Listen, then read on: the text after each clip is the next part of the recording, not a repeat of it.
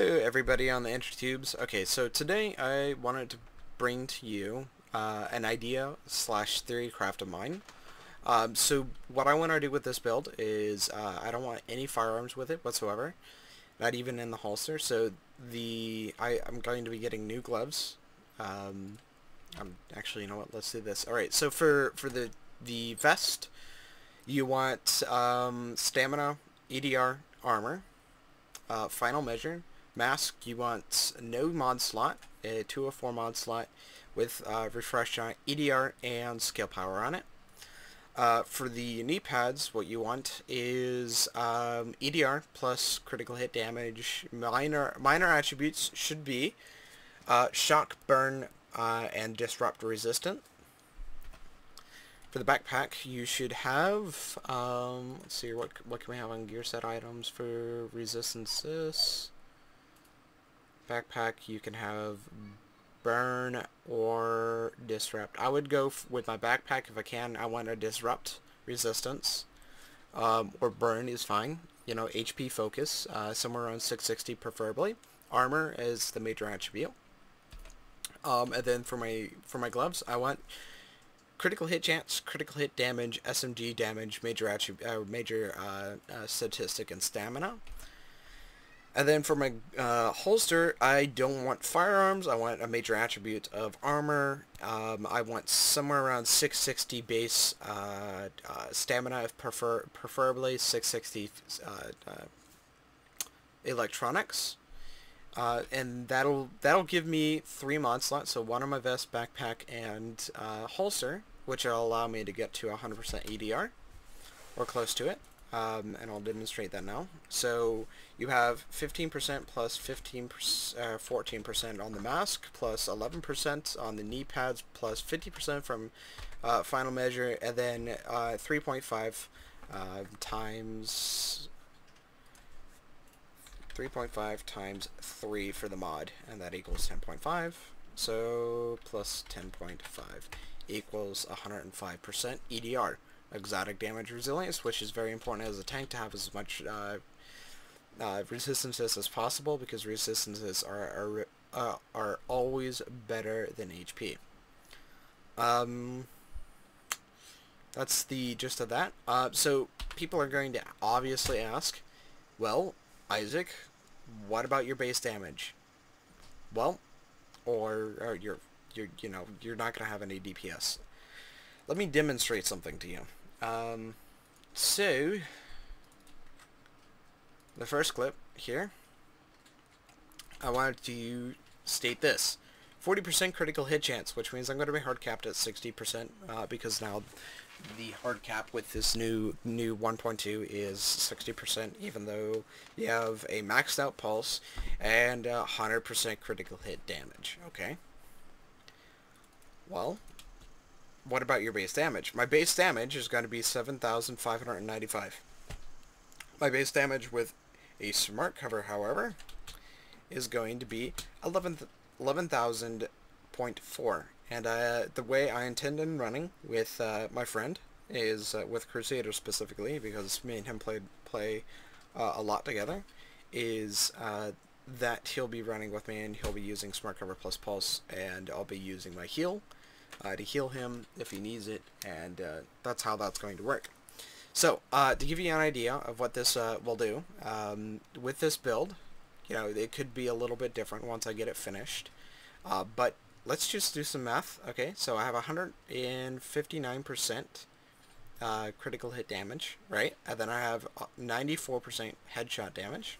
So to give you an idea of what this means, let's take 11,400, right, as my base damage, times 1.94, which is the headshot damage, times 100% on my pulse, would equal, so the way it would work is, because it's 100%, I do 2 times 2, so that would be 2 times 1.59, or 2.59, right? With adding 100% critical hit damage on top of that, it would be 259 critical hit damage. So what I'm going to do now is times 3.59. come out with that, right? So what this means is that's got to be your critical hit damage, right? So that's without attack link, right? And I probably will be running attack link. And attack link, believe it or not, is a multiplicative value of 1.5. So it takes whatever your critical hit damage is and times it by 1.5. And yes, I am wasting, if you will, critical hit chance, but I hard cap that anyway, so it doesn't make a difference.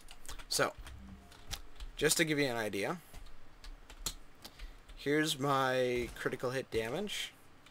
74,917, right? So what that means, let's do the math here, times 1.5, enter. That's how much I'm going to be hitting. 71,875, right? So, as you can see, it's exactly that number plus 1 because it's rounding up the value from 0.5, as you can see right here, 0.5. So, basically what that means is now in attack link, yes, it's only active for 12 seconds. I could do times 1.5. That equals now my critical hit damage, right? So, alright, so what this means is with armor mitigation included, 75% armor mitigation would be times 0.25.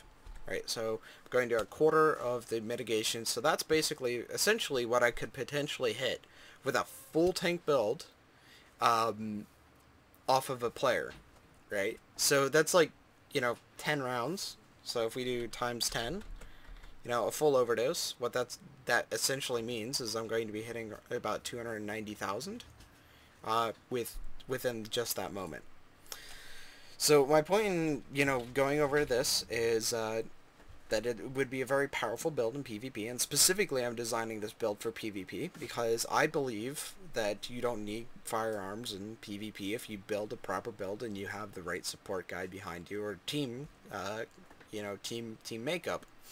I think the ideal team is 2 tanks like this for PvP, 2 tanks like this, 140, maybe 150,000 HP.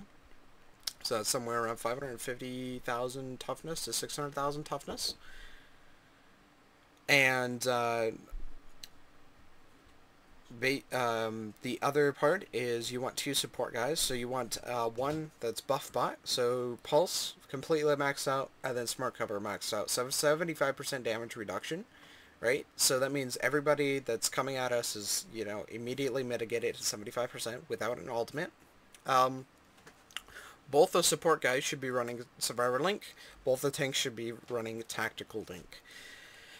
Only one should pop Tactical Link, and the person that pops Tactical Link is the only one that gets the kills in PvP. So whenever you down the person, the guy that's running Tac Link needs to knock them out on the floor. So that way he increases his time active. If you do somewhere around 2 kills per mag reload equals, it comes out to around you having an infinite tack link if there's a continuous amount of targets, which is, somewhat unreasonable, but in PvE it isn't. In PvP it can be very difficult to do, but if you're 4v server, it isn't difficult to do. You just hit offline the weakest targets first. So basically you want 2 of these tank builds. I think that would be ideal, and the other reason why you use a refresh mask is because you get 120% per medkit healing, which is pretty significant. And then the heal bot is just going to simply heal everybody in the group as much as possible. And then buff bot is to make everybody more powerful. He multiplies the damage output of everybody, including himself. He can make himself buff bot, even though he has no firearms, or would have potentially no firearms. He's going to still do a lot of damage. And later on I'm going to make a build guide on Buffbot. I can make a guide here soon on Healbot. I kind of already did that with my support video. Now my support tank video with 100% ADR, I usually play the heal bot in my team, while Crusader will play buff bot because that's what he usually does, and he likes doing that part more. I love doing heal bot a lot myself personally. So that's the gist of this build, the striker tank build specifically. Yes, you could be like, oh Isaac, you're not complete yet and whatnot, but unfortunately, I haven't been able to assemble a team to do a bunch of fucking loss to get all the perfect gear that I want, the 240 gear that I want. So, but that still doesn't prevent me, you know, from doing the math and stating what I believe is possible on a player. Even with 70% armor weapon mitigation, which weapon mitigation, as far as I know, just, you know, you times your value, your critical hit damage, by 0.25, and that's basically stating that's what the receiving damage is what it's going to be like on a player. Anyhow, definitely like the video so that way it drives the search results to the top of the intertubes. Whenever somebody looks something up, and if you like my video, it drives it to the top of the list. Definitely subscribe for the second best theory crafting on the intertubes, and I hope you enjoy the video and have a good day.